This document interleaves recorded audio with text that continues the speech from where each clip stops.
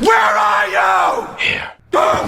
So after The Dark Knight, Christopher Nolan commented that he would only make a third Batman movie if he found a great story. David S. Goyer, another writer of the trilogy, stated that Nolan was only thinking about the movie he was making in present. When he was making Batman Begins, he was only thinking about Batman Begins. He wasn't thinking about making a second film. When he was making Dark Knight, he was just thinking about that film. He wasn't thinking that he was going to continue the story. So there was a lot of uncertainty from fans if he was going to make a third Batman movie, because the ending of Dark Knight was very satisfying. What else he was going to tell with a third film? But in 2012, he proved us wrong. He gave us a story that redefined the hero, redefined the entire trilogy, made us see the trilogy in a new light, in a different way, in a more satisfying way, because Dark Knight is a very cold movie. And even though this film is not 100% happy throughout the entire film, it's actually very heartbreaking. The first half is just so sad. The ending is so satisfying for these characters and really made us think that, okay, you needed a third film. But something happened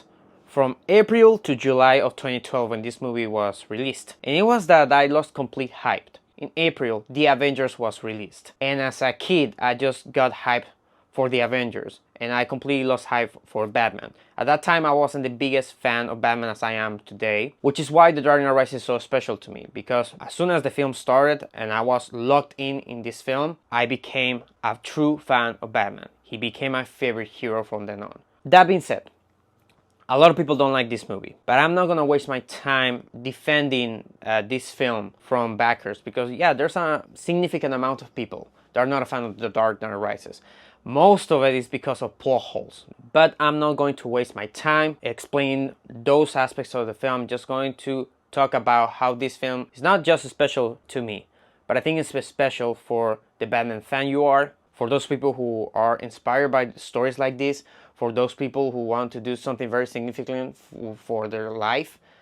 This is that story. So let's talk about The Dark Knight Rises. Every single film in the Dark Knight trilogy starts with the Bat logo being shaped with what the character is confronting in the film. In Batman Begins, it was shaped with bats, which represent fear. In Dark Knight, it was shaped by blue fire, which represent chaos. And this film is shaped by the cracking of an ice, which represent pain. Also, I realized until watching The Dark Knight Rises again, I watched this film like 100 times, also like Dark Knight, that also the first scene is connected with those themes. In Batman Begins starts with Bruce falling into the well with those bats, fear. In Dark Knight starts with the bank robbery, which is incredibly chaotic, chaos. And this film starts with Gordon giving that speech about Harvey as a hero and stuff, and you can tell how it hurts for him.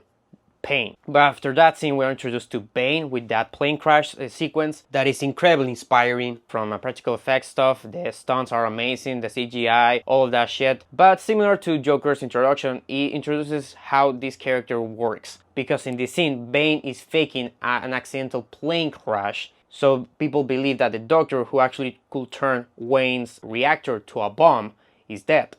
Which is something that the League of Shadows do in this film a lot, and it's using fire to combat fire. Yes, the fire rises. Just like the lie of Harvey Dent, Bane uses a lot of lies in this film to gain what he wants, to gain power over Gotham. And that's what Bane really shows, what Nolan likes to show with Bane. That's power. And there's nothing more powerful than putting that big plane above the CIA plane, but the fact that Bane's team is above the CIA in that sequence is also a metaphor for the entire movie. Even though Bane works in the sewers, he's working under the city. In reality, he's above it. As soon as we get back to Gotham, there's this feeling of sadness with the music, with the shots, that is very different from the Dark Knight movie. There's a celebration of Harvey Dent happening in Wayne Manor, and Gordon is about to give a speech that reveals the truth, but he just can't. He's like, okay, maybe if I do this, things are gonna get really bad again. And I don't think this is the idea. There's a lot of shame in Gordon's eyes. There's a lot of sadness in his eyes. He's living under this lie. And Gary Oldman's performance is the best in the entire trilogy here. He's so heartbreaking, but also he's so old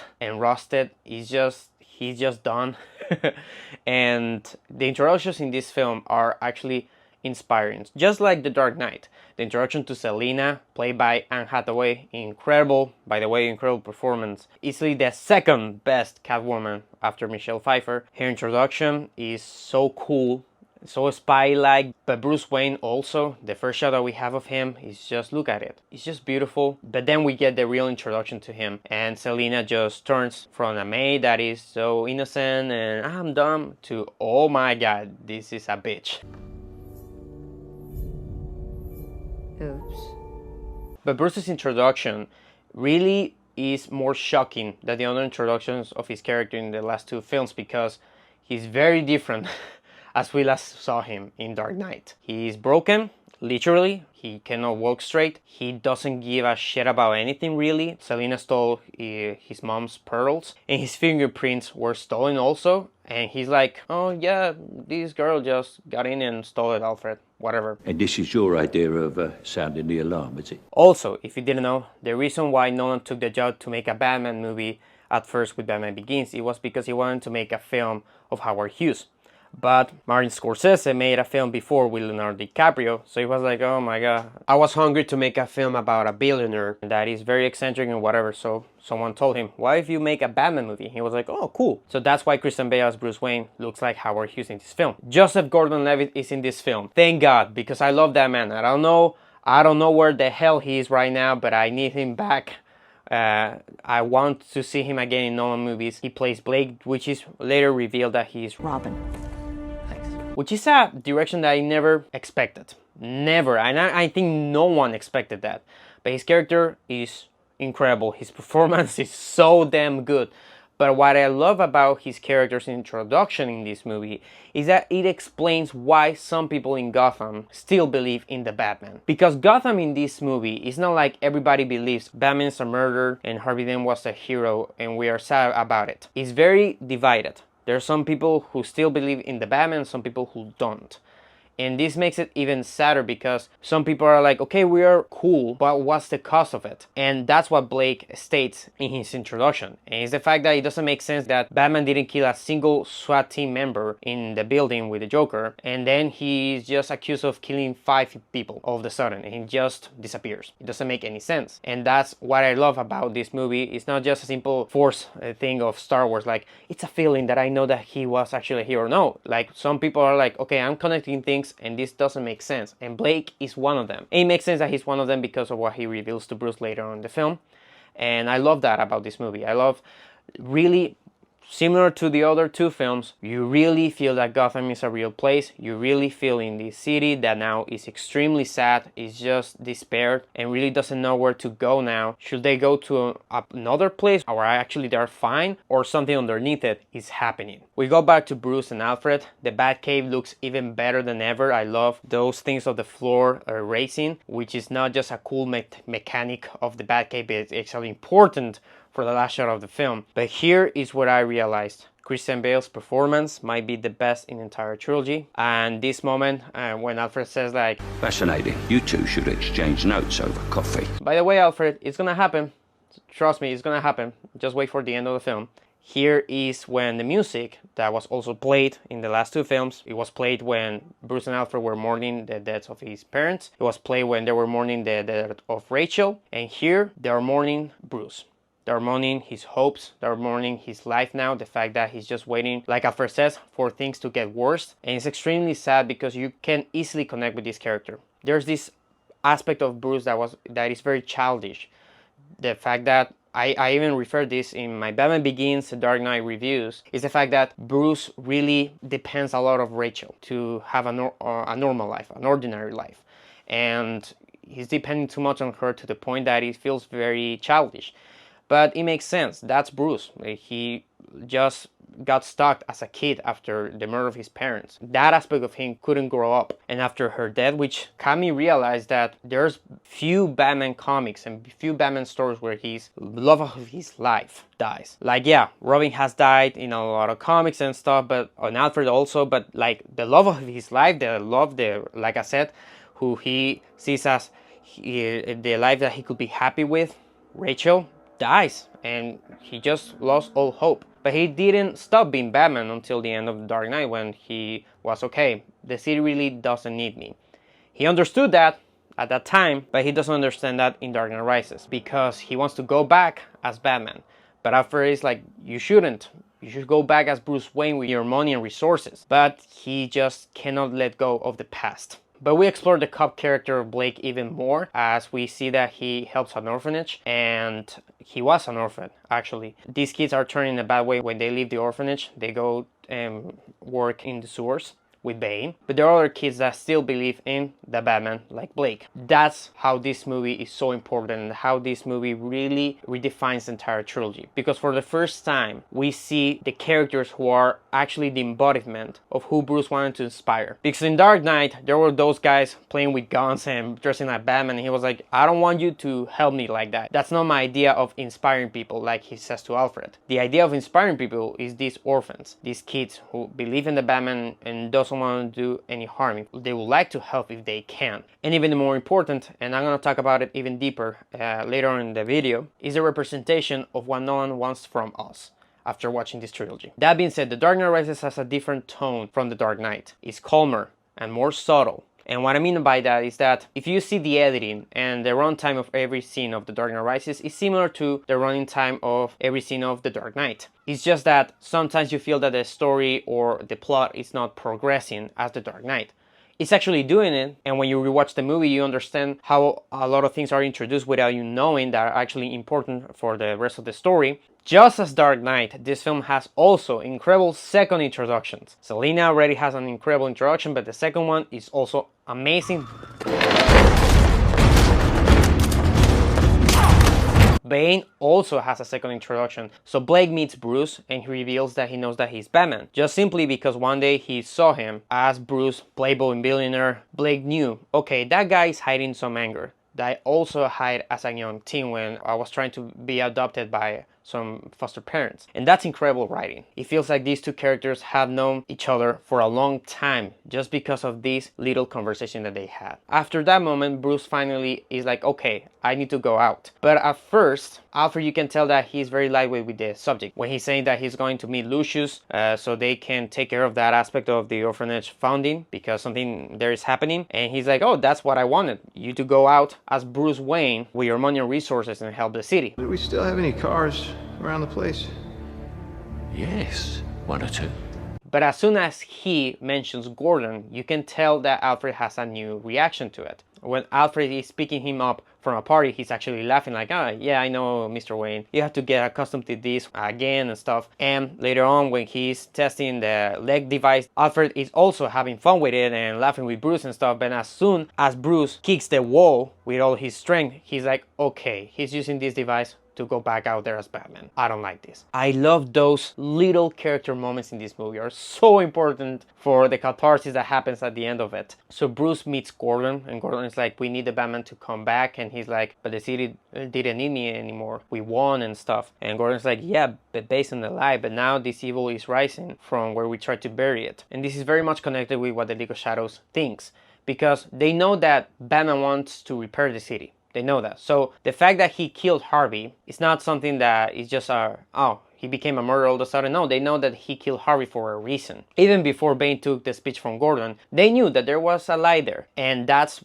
like I said, what the League of Shadows uses a lot in this movie. The lies that Gotham also uses with its own people.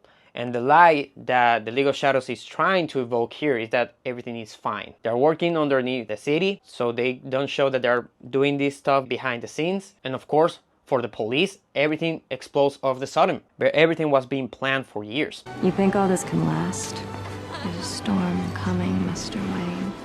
Bruce and Selina dancing is beautifully cut and written. It sets up a lot of her motivations and their relationship, and really their relationship very subtly develops throughout the entire story. From the moment they meet until the end, everything is building in that relationship in ways that you don't think of it. Yeah, there are a lot of things happening in this movie. That's one of the reasons, but if you take all the scenes between the two, you see a subtle and beautiful progression of their relationship. So Lucius explains to Bruce that it's because of him that the orphanage and some things are not being funded anymore, because they need him so that when Enterprises operates and they get money to found this stuff. When it's about Lucius Fox, and this is probably the less interesting role of his character in the entire trilogy. In the first one, how he became the manager of Wayne Enterprises in The Dark Knight, how he had that burden of using this new technology that could violate the privacy of the citizens. Here, there really is nothing that interesting with his character. He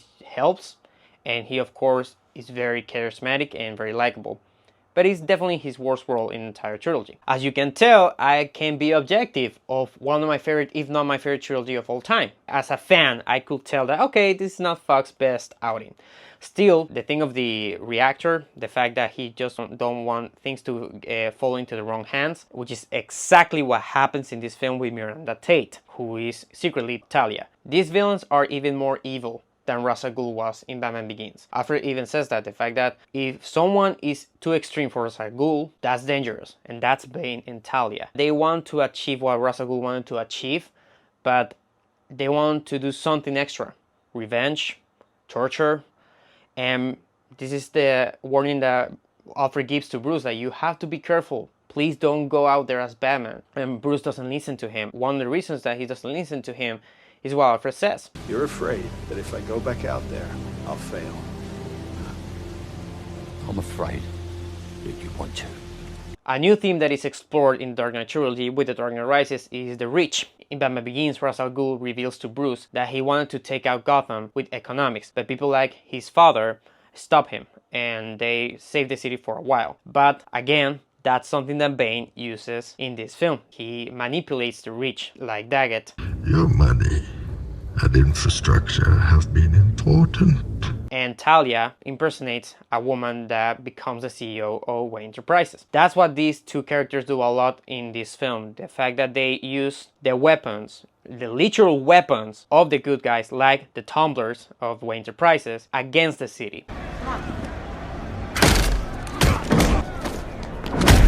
But Batman appears and tries to stop the operation. He's bat-faced while he's riding the Batpod. Look at him. He's the Dark Knight. He's the Dark Knight. But I also love the motorcycle scene where he takes the hostage with a cable. The Batpod appears from the right of the screen and the guy crashes it and he falls with that fucking incredible stunt, and then Batman approaches from the left with this shot of his boots. That's Batman. That's fucking Batman, and of course he knocks him out, and that's Batman, guys. Sorry, that's my Batman. That's the true Batman. Fuck it. All the cops surround Batman, and he has this reaction that he's like, oh yeah, damn it, I'm the most wanted criminal. And just like most of the entire trilogy, this is not just a cool action sequence where Batman is introduced. He's telling a story. And what he's telling here is that Alfred was completely right. The city doesn't need Batman. Bruce was right when he retired as Batman in The Dark Knight. The city doesn't need Batman, but it's not just a saying of, okay, like the city's cool without Batman. No, what the characters refer to is that if Batman appears again, he will create more of a problem. And that's exactly what happens in this movie. Because Batman distracts the cops, who are dumbass, because Gotham. He's getting away. Who do you want to catch, huh? Some robber or the son of a bitch who killed Harvey Dent? And Bane escapes. 8 years. He has to pick tonight. Destroying the cops off Bane. If Bruce had gone out as Wayne with his money and resources like Alfred tells him that he should do, it would have been completely different. If he actually got out of the manor, even before everything went to shit with his company and with Daggett and all that stuff, he could have prevented Bane's plan. But this is what I love about the treatment of his character, that again is very subtle. I hate when movies treat characters like victims. I've talked about this in Star Wars Episode 9, the fact that Rey and Finn are just victims in that movie. The film is trying to tell you, feel bad for them, and that's it. And that's not interesting, that's very manipulative, and I hate when movies do that. In Dark Knight Rises, even though you feel a lot for Bruce, it doesn't treat him like a victim. It doesn't treat him like a perfect person, that just horrible things happen to him. He is very flawed. He actually became Batman again for two reasons: glory and death. He wanted to go back to his glory days as Batman and wanted to live that again, that experience that he had, that he was actually doing something for the city in the most epic way, and he wanted to go back to the past, as a lot of people like to do. A lot of us like to go back to a place or reconnect with people we haven't seen in a long time just to feel that nostalgia. But also, he wants to die like that. He wants to die being Batman. And this is an incredible mistake, and this is not good for the city. And this scene is proof of it. Also, I like the character of Foley. I haven't talked about him. Really like that character. He's also a dumbass cop, and I love Blake's reaction to this. Then he's as dumb as he dresses. But in this sequence, we also have the introduction of the third Batman vehicle, the Bat. Like a rat in a trap, gentlemen. You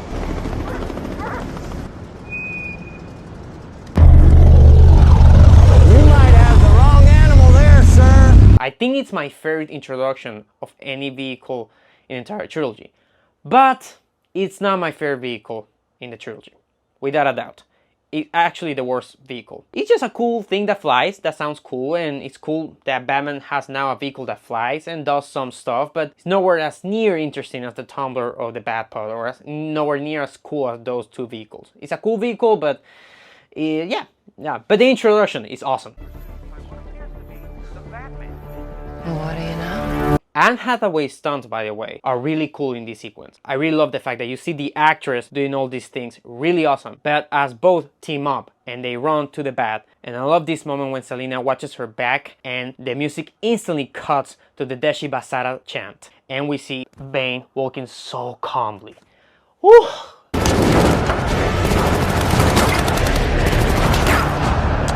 But this moment is way important than you think, because Bane is witnessing that these two characters are teaming up. So later on, it makes sense the fact that he used Selina to trap the Batman. The Deshi Basara chant, guys, and the whole score of The Dark Knight Rises is easily my favorite in the entire trilogy.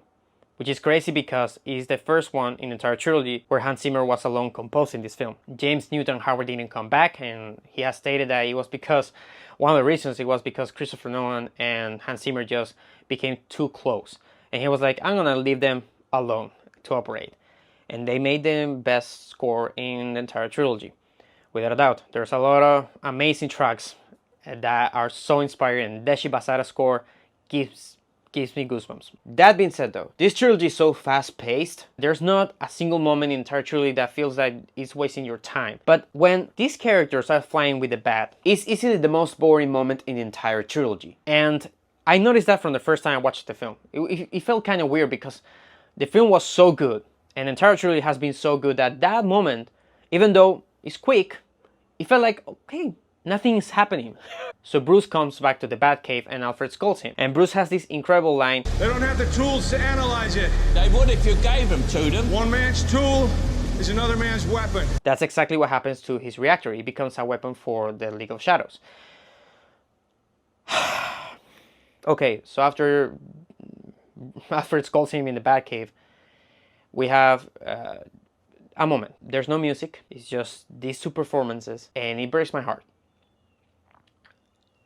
Michael Caine and Christian Bale are amazing in this moment. It's easily the best acting of these two actors in the entire trilogy. They deserve a fucking Oscar for DC. And it also means losing someone that I have cared for since I first heard his cries echo through this house. The writing here is just tremendous. Easily the best moment between Bruce and Alfred in the entire trilogy. Goodbye, Alfred. Bruce realizes that he's broke. They used his fingerprints, Daggett, and the League of Shadows, so he will make some deals in the stock market. And they are like, okay, we need Miranda Tate, which is an incredible, huge mistake. But yeah, I love this shot, by the way, the shot of the sinking floor. But then we have the Bane moment. The moment that is the why so serious moment of his character. The moment that I realized that this character was going to be genuinely scary. The do you feel in charge moment. Just as Heath Ledger's Joker. I wish I would have seen that scene with Tom Hardy acting with that down mask.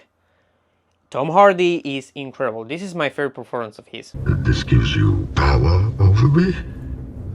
What is this? I don't see Tom Hardy when I see Bane. It's such a cool performance, and his character is so complex. He's so evil, and you can easily tell how he became evil because he grew up in this prison. He's a mastermind, and he's extremely powerful, not just physically, but also mentally. He's easily one of my favorite movie villains, without a doubt.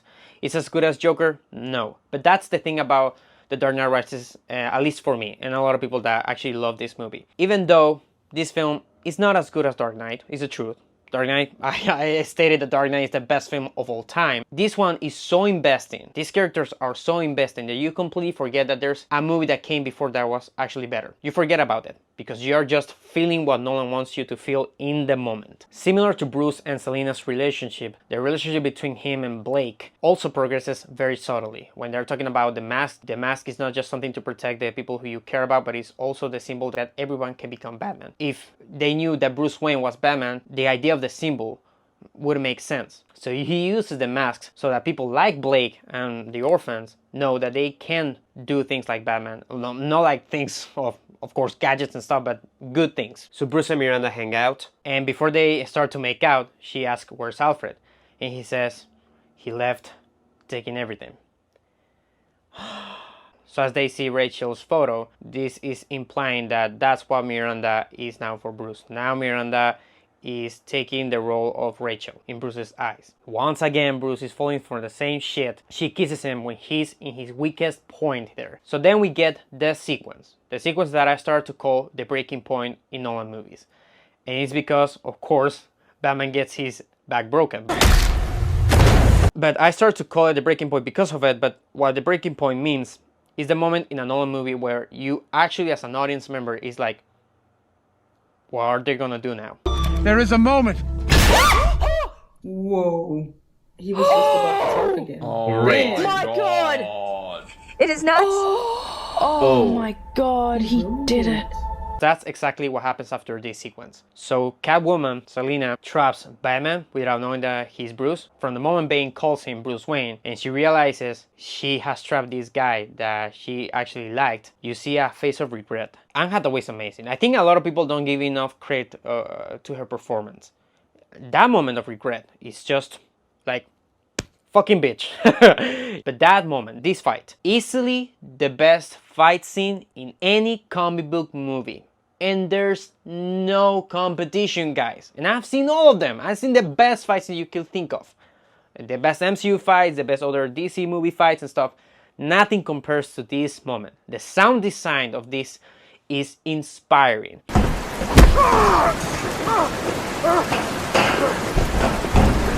The choreography also incredibly realistic. A lot of people complain about the choreography of this trilogy. I don't understand why, because for me it's incredibly realistic. I just see two people fighting in a very realistic way. It's not that the speed of the shot is increased so the audience thinks that, oh my god, these guys are fighting so fast. No, they're fighting like they're fighting in real life. And here Bane states a lot of incredible lines. Peace has cost you your strength. Victory has defeated you. These lines are incredibly true, and that's the problem of Batman here. He could have easily defeated, not easily, but he could have defeated Bane in this movie. And that's what people start to say after watching The Dark Knight Rises, that it was the first time Batman was challenged physically. That's bullshit. In Batman Begins, he was challenged physically when Ra's al Ghul was fighting him in the train. In Dark Knight, he was challenged physically when he was fighting Joker in the third act with the dogs and stuff. So it's not the first time that he's challenged physically. It's the first time the villain wins the fight. There are a lot of moments, but easily my favorite shot in this entire sequence is this one. I cannot explain exactly why this shot looks... there's no words to explain it. The movement of Bane, the angle of the shot, there's something about it that makes it feel like Bane is this force. This is... I don't know how to explain it. I don't know if you have noticed that, but it's easily the best shot in the entire movie. But the darkness speech is also great. Oh, you think darkness is your ally? But you nearly adopted the dark. I was born in it, molded by it. I didn't see the light until I was already a man, but then there was nothing but me but blind. And then he grabs Batman. That's something that, again, no other villain has done this before this film. Using Batman's like ninja thing of appearing, he just grabs it like nothing. And he breaks his mask. Incredibly brutal. And of course, then he says, oh yeah, I was wondering what will break first, your spirit or your body. And he breaks Batman's back.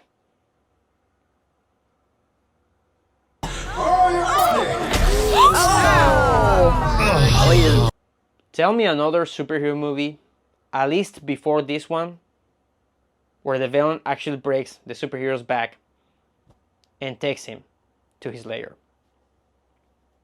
No other. This is the first one that did it, which is why it's so impactful. It's so impactful for this entire trilogy. The villain won. He beat Batman. He broke his fucking body, guys. betting his lair in the prison, which is an amazing set, by the way. Nobody talks about this incredible set that they built for this sequence. So Bane is talking to Bruce and is explaining all these things, the fact that, yeah, I see him, you want death, glory and death, like I said, but as Bane is a torturer, Bruce is not going to get that. And once the movie delivers you the twist, you understand that he's not just doing this for his own weird, twisted satisfaction, but he's also doing it for Talia. But he also explains his plan to Bruce, or at least like the general idea of his plan, because what he wants to do to the city that he learned in prison, because this prison has this big hole that everybody can climb up to and leave, but it's very hard to do so. He wants to give that hope to the city, because as he says, there's no true despair without hope before. So he wants to give hope to the city. He obviously is going to attack the city. He's going to take the city as a hostage, and he's going to tell the people, I'm doing this for your good, you're going to be free now. But at the end of the day, he's going to still nuke the city.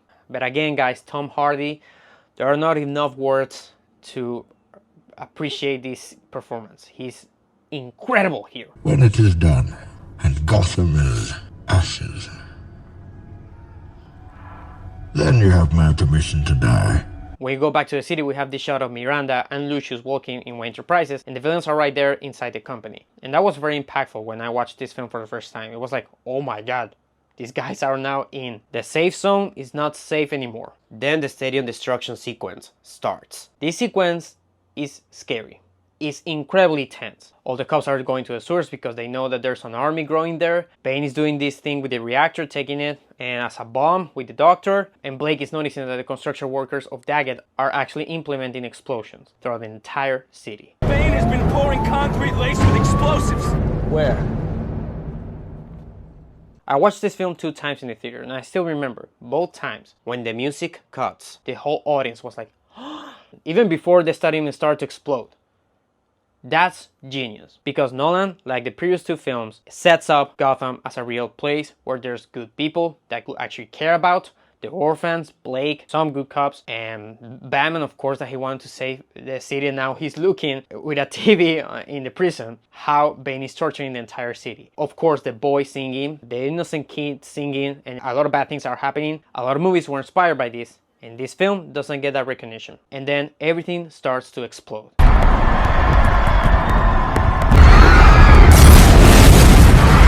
And it was mind-blowing when I watched it in the theaters. It was just felt so realistic and felt similar to Dark Knight. You felt that anxiety, that dread that everything was going to shit. The feeling that I got when I was watching Dark Knight felt like the world was ending. Here, it kind of is ending for these people because sooner that bomb is going to explode. That immersion that Nolan puts in the audience, that you really do feel that you're in this city with these people and all these things are happening. Foley says every cop in the city is in those tunnels, and Blake says not every cop. And the music, the drumming, holy fuck! He's doing everything in his power to go to the hospital and save Gordon. And Bane's goons get there before, and they shoot a cop. And it was very subtle. It wasn't until the 100th time I watched this film that I realized that, my god, they shot at a cop, because obviously this film is PG-13, so no one couldn't like focus the shot in the cop being shot. Blake runs, and we have this incredible shot when he pushes the door with his back. That shot is so badass. And as he gets to Gordon's room, Gordon has already taken those guys. Gordon is badass. But when the F-22 are flying over the city, I was like, oh my god, this is real shit. Have you ever thought of that? If this actually happened in real life, what would be your reaction? We see Bruce's reaction, and Bane did something that no other villain before couldn't. He made Gotham his bitch. A big surprise that I had when I watched this film for the first time, a lot of people had this surprise and a lot of people didn't like, was the fact that the costume Batman is not that much in this film. We have a lot of sequences, continuing sequences, when we see the people of Gotham trying to stop the bomb, trying to stop Bane. And a lot of people didn't like this. I adore it, because believe it or not, Batman is not my favorite character because he looks cool, because he has gadgets, because he's always there.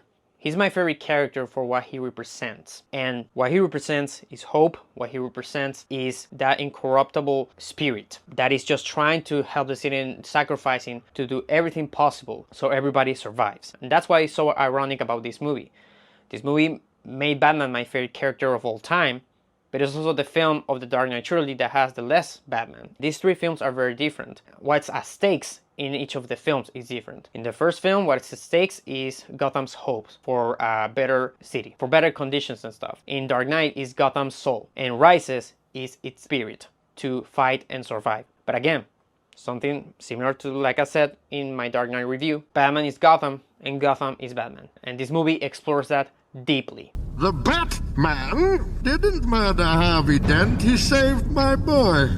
Gordon is like, I have to place myself in front of a camera because I have to tell people don't listen to Bane and stuff. And before he does that, Bane places himself in front of a camera and he reads Gordon's speech where he tells the truth about Harvey Dent. This is so important for the trilogy because, like I said in my Dark Knight review analysis, the Joker doesn't win in that film. That's the point of Batman's sacrifice towards the end. They made out this lie so Joker couldn't win. But in this moment when Bane reveals the truth, Joker finally wins. Whatever he is, when he gets that news, he's going to smile. And Bane's speech. We take Gotham from the corrupt, the rich, the oppressors of generations that keep you down here with myths of opportunities, and we give it back to you, the people. We have yet another dreadful sequence. We see the poor joining Bane and taking the rich and doing all this chaos. The thing that Joker said that it was going to happen. This city just showed you that it's full of people ready to believe in good. Until their spirit breaks completely. Until they get a good look at the real Harvey Dent. This trilogy is perfect, guys. The legend of the child that supposedly is Bane at first is so interesting, and Bruce suffering as they are telling this to him. By the way, this movie reminds me of Logan because similar to that film, this hero is just suffering a lot. In Logan, he's suffering even more in an R-rated fashion, and Logan just, I mean, that movie is so depressing. In this one, at least he gets to fuck at the end with Anne Hathaway, but this aspect of him suffering physically and mentally, it's heartbreaking because he's a superhero for a lot of kids and for a lot of adults, and seeing him in such a low point, it makes his climbing, literally, his rising, even more impactful, even more satisfying. Also, this prison is basically the model of the well where he fell, just bigger. And this is very much connected to his character arc. So he tries 2 times to climb the pit and he can't, and then we get the revelation. The revelation that when I was 12 watching this movie, when that guy says, you climb like the kid did without the rope. Like you wait like the response, you know, like the answer of how he's going to climb. And when he says that, you have to find fear again. What a fucking awesome movie. So he climbs with the Deshi Basara chant, and when he's climbing and he's going to make the last jump that no one makes, the bats get off the cave and they're rising as he's doing it. And that's what is so meaningful about this moment. Because, like I said, Bruce tried to go back as Batman to get his glory days back. But as in real life, that's not possible. The past has happened. You cannot go back to it. So in this moment, what he's doing is not relying on the past anymore and just moving towards the future, just moving upwards, not staying underneath it. Because a lot of people have stated that the prison that he's now in Dark Knight Rises is a metaphor for the fact that he has to go back to the prison that he was in Batman Begins at the start of the film, that he had to learn to be Batman again. But that's not true in my opinion. In my opinion, what this is stating is that he's been in that prison throughout the entire trilogy. He really hasn't let go of that past of his parents' murder, now of Rachel, and now not relying on that rope and just climbing and rising. When he does that jump and he makes it, everybody screams, and then we have this shot that is like, there's your Dark Knight. There's the Dark Knight looking ahead. And now when he's going back to Gotham, he's a different man now. He's not a guy who's traumatized by the past. He's not thinking about the past. He's just thinking what he's going to make for the future, for his own future and Gotham's future. He's not going back to his glory days. He's for the first time living them. I also love Foley's arc, by the way. He doesn't want to fight alongside Gordon because he's like, yeah, we're done, whatever. But then when he sees the bat symbol, we have this little moment that he's like thinking over it. Talia is trying to sabotage the entire plan as Miranda. She's like, if you can have him, okay, how about me? You know, I can help. And Gordon is like, okay, so if this truck has the bomb, you're gonna have this needle pointing to this direction. So we have the truck passing next to her and she's like, yeah, the needle is there. So he tracks that truck because Miranda is telling him the bomb is in that truck, which is false. Again, I love those little details in the narrative. But after that moment, Gordon gets captured and he asks, who is arresting me? And the guy says, the people of Gotham. This is also very important for Blake's very subtle arc. Because when Bane was telling the truth, Blake judged horribly Gordon. He was like, your hands are very filthy, Commissioner. You can tell Gordon is so ashamed when Blake tells him that. But when Blake sees Gordon being arrested by this guy, and this guy says, by the people of Gotham, Blake has this reaction and he's like, I kind of get why you did that now. By the way, Crane's cameo is amazing. Death by exile. Awesome cameo. My favorite cameo of his character in this trilogy. Batman comes back and he has this incredible line where Gordon asks him, when what starts? And he's like, war. As a huge Lord of the Rings fan, seeing a battle in this movie between the cops and Bane's mercenaries, and we have these shots of the cops that looks, like I said, like a Lord of the Rings shot, but real extras there. It's so fucking awesome. And they are being scared by the mercenaries when the Tumbler is pointing the gun at them. But as soon as Batman appears, everybody screams and they run towards Bane's mercenaries. And then we have this little moment and when Blake says the bomb is going to go off, and he asks the orphans to go and ring and knock all the doors so everybody escapes with them through the bridge. And again, this is so important for what makes this Batman movie so special. These kids sacrificing their time to tell people we have to go now because the bomb is going to explode. We have the second fight between Batman and Bane, and it's incredible again. It's not as good as the first fight, but it's so satisfying when Batman finally beats Bane, and doesn't beat Bane by strength, beats Bane by what's something that Christian Bale's Batman is: smart. There are a lot of great moments still of this fight that are so amazing. But after the fight and he finally wins, he takes Bane and he gives the best comeback line ever. Tell me where the trigger is. Then you have my permission to die. So Miranda stabs Bruce and she's like, I'm Talia, actually, Talia al Ghul. The third arc of The Dark Knight Rises is also very exciting, not just because, of course, the bomb is going to explode. We're trying to do everything to stop it, but also because Batman is confronting his past demons. All the things that he did wrong, and now he's a different man after climbing that pit. The fact that Miranda, like I said, was now that hope for him, for an ordinary life, for a normal life. As I've stated in a lot of Batman reviews, is that Bruce cannot attract ordinary people. That's impossible because he's not ordinary. He can attract people like a woman, but like people like Miranda, it's impossible. So it makes sense that she's not ordinary. Like she says, I'm not ordinary, but I'm a citizen, whatever. She's Talia al Ghul. This revelation a lot of people don't like, and the character also a lot of people don't like. I love this character. Marion Cotillard is amazing as her. Truly amazing. So evil, so despicable, and yeah, we don't have that many scenes of her villainous character. And before that moment, her character was the worst character in the entire trilogy, without a doubt, the Miranda Tate. But as soon as it's revealed that she's actually a villain, it makes her character so complex and so interesting. Yeah, her death scene is easily the worst scene in the entire trilogy. That performance, I don't know what happened there. Nolan is such a master that you cannot imagine someone like him leaving a scene like that. Like, if they didn't have time enough, like they were like, okay, we got that performance and we don't have time, we have to leave and shut down other things, that happens to filmmakers. I still think that there could have been another way to fix that bad performance. And here's the edit. My father's work is done.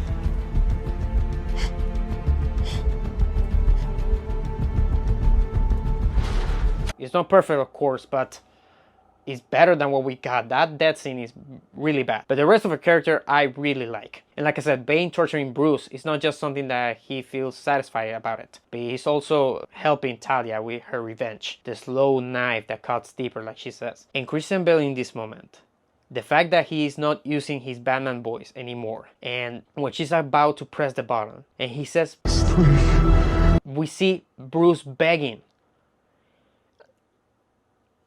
It's heartbreaking. It's heartbreaking seeing your favorite superhero in such a low point again, because his past demons came back to him. But as the people he has inspired, like Gordon, he put the device on the bomb so that when she presses that button, it doesn't work. But it's not over. The bomb still is going to explode in 11 minutes. Blake trying to get off the island by the bridge, and these cops stopping them because they are like, we have to follow orders, and the orders are, if you trespass this bridge, the city is going to explode. And Blake is telling them, Your orders are out of depth. You have to let us pass. And these guys, just because they're following orders, they explode the only bridge that they have to leave the island so that the city doesn't explode from the point of view of these cops. And I remember in the theater, everybody being like, fuck! Like Blake said, you idiots! You sons of bitches! You killed us for following your fucking orders!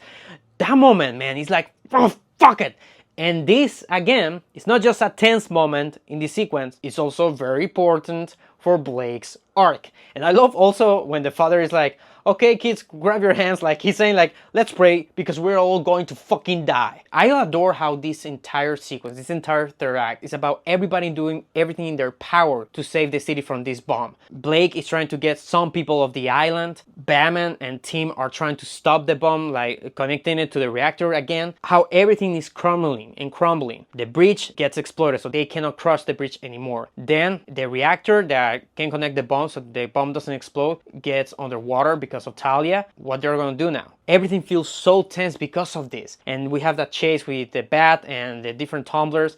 And it's a great chase. It's very simple and it's very quick, but it's really cool. But I also love the meaning, the fact that when the tumblers are gone, Wayne Enterprises' weapons, his own weapons, are gone. He finally can take the truck and he takes the bomb. So when Batman is about to take the bomb to the bay, we have a moment with Gordon. Gordon is like, no, I really never wanted to know who you were, but I really want people to know the hero who saved us. And through the dialogue, Bruce tells him, like, it's not important. What is important is that everybody can be a hero, even a guy putting a coat around a boy's shoulders to let him know that the world hadn't ended. And then Gordon realized that he's Bruce Wayne because that's the first time that they met. When Gordon was helping him, was the first person that warmed him up after that horrible tragedy. This moment is so special because of what everything in this entire trilogy has been building on. Batman is telling here in this moment to Gordon, you don't get it. You are actually my hero.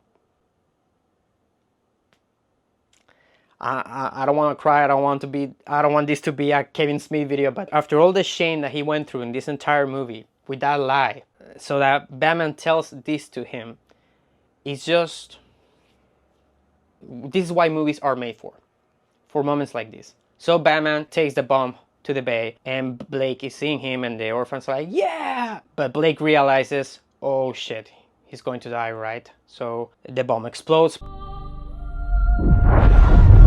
Blake thinks he's dead and he's just tired of it. He literally throws his badge away. And then we get the ending of the film that is a very quick ending. And this is the genius of Nolan. The fact that he really can give you a lot of information, a lot of story in just a few minutes with a lot of cuts, and you can still digest it. Because this finale is very quick if you look at all the things that happen in it. We witness Alfred apologizing to his parents because he couldn't save him. And Michael Caine's performance in that moment. You trusted me. And I failed you.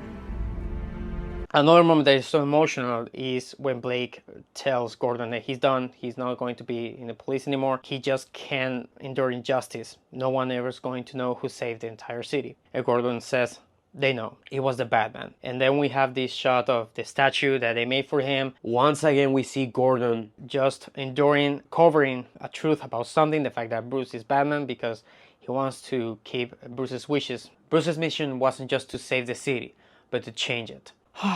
But of course, everything is fine at the end. It's revealed that Bruce is fine, and Alfred finally got his wish. Bruce invited Selina to coffee. And wow, that's the brilliance of Nolan. You know that, okay, he's going to be alive and you're gonna see him that shot. But in that same shot, seeing Selina turning and seeing her face, you're like, oh my god, I didn't expect that. This is a great closing for his arc and something that a lot of Batman movies have explored, like I said in a lot of Batman reviews. This exploration if Bruce can ever be happy. And this movie answers that question. And then we got the last shot of the entire trilogy, that again, the mechanics of the Batcave, the floor pulling up, and we see our new Dark Knight rising. And we get a new definition of the title, The Dark Knight Rises. Like I said, this film has a purpose in this trilogy because in that uncertainty moment between The Dark Knight and The Dark Knight Rises, we weren't thinking about what was going to be the third film. If there ever was going to be a third film, we were just thinking about the ending of The Dark Knight. Poor Bruce, the sacrifice he endured and Rachel's death and all that stuff that he went through. But what The Dark Knight Rises does so well is not making us think anymore about Bruce, because Bruce is fine, Bruce is happy, he's going to be fine. But what Nolan is stating with this ending is that now it's our turn. Now, like Blake, the orphans, the people that were helping, like those people, it's now our turn to look at our lives and do something about it and see if this trilogy could inspire us in real life. And that's what he does with this story. He's making this Batman story everlasting, not just in fiction, but in real life. Which is why The Dark Knight Rises is my favorite Batman movie of all time. I do think The Dark Knight is the best film, but Dark Knight Rises connects with me so much, and I cannot deny it. Like I said, it's so special in my life because it's the film that made Batman my favorite character of all time. So I'm going to give The Dark Knight Rises a 10 out of 10. It's not perfect, it's not a masterpiece, but the things that are wrong about it that I mentioned, I don't think downgrade the film at all. And I know a lot of people don't like this movie. I don't understand why. But yeah, guys, we are done with the Batman reviews. It's been a great time talking to you in the comments and just getting my voice out there about my opinion of this character and his movies. And I had the time of my life. The Dark Knight trilogy is my favorite thing in planet Earth. So of course you can tell that I put an extra work to them than the other films. But all these films, all the interpretations of Batman, you can take something out of them. Because that's how great this character is. And that's how inspiring this character is. I appreciate you for watching these videos. And of course, like always, take care of your time.